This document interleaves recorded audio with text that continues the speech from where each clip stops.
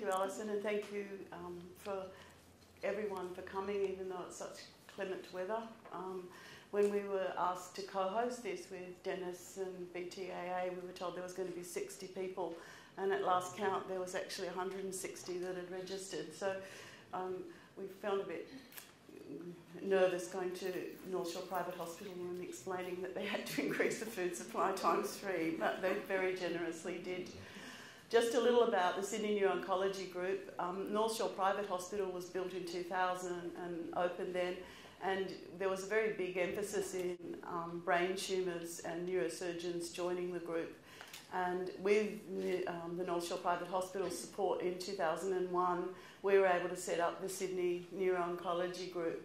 The first aim of the group was to do brain tumour research, and one of the things that we set up was brain tumour banking and data collecting on the basis that all the wonderful things that Martin's going to talk about later tonight is only made possible by being able to review how patients do and relate it back to the molecular changes that we have. So I've never ever come across a patient that we've asked if they would let their brain tumour be banked in our lab for future use. They're all so willing and generous. Also, another side to it was that wasn't enough, and patients that about 10, 15 years ago had very little support. There was very little emphasis on how to treat brain tumours. Fortunately, I can say there's been an enormous development over the last 10 years, and it's a very exciting area to be working in. But back then there was very little. So as part of the Sydney Neuro-Oncology Group, we set up a brain tumour support group that met regularly, staffed by volunteers, to try and give patients some more information, and with the aim that our treatments would be supported, because without that it's a very difficult journey for some people.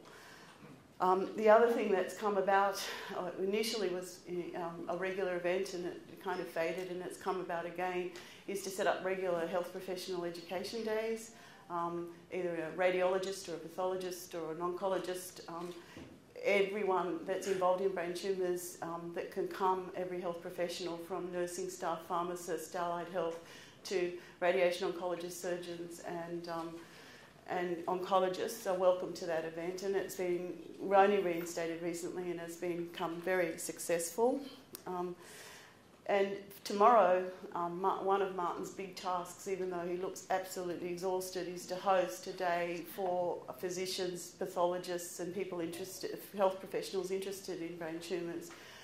When we first started hosting these days, about 20 people would turn up, and I heard this afternoon that 160 health professionals are registered for tomorrow. So the idea that this is actually snowballing and things are getting better is being validated. And another thing, getting old and tired and grey, another function that SNOG has is to encourage our young doctors and young researchers to become the next gen of our field, because when I started in neuro-oncology some 20 years ago, it wasn't a field. I went to my first international meeting in 1998, and there was 200 people from all over the world in the room. And now if you don't book for that meeting, you don't get a hotel room. There's, 3,000 or 4,000. So there's some of my registrars have now said they're dedicated to going into neuro-oncology. We had a lab meeting today where we couldn't actually fit all these young postdocs and researchers in the room. So it's certainly snowballing, and it's part of our job in the Sydney Neuro-Oncology Group with the radiation oncologist, Professor Back, that's here, our neurosurgeons, to encourage everyone from these different fields to become a part of a multidisciplinary team, because as you all know, obviously surgery is a very important part of your journey, and it gets most publicity, but if your pathologist doesn't get it right, your radiation oncologist doesn't get it right, your medical oncologist doesn't get it right, and you don't get the support you need to travel that journey, it's useless. So Sydney Neuro-Oncology Group has an enormous umbrella, and one of those functions is to try and organise patient support.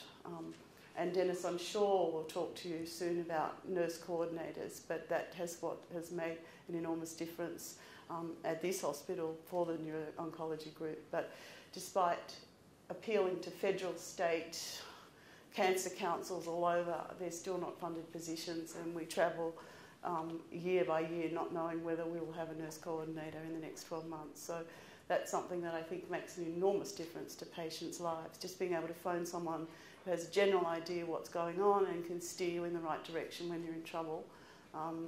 But so far we haven't been successful, but doesn't mean we haven't stopped trying. Thank you.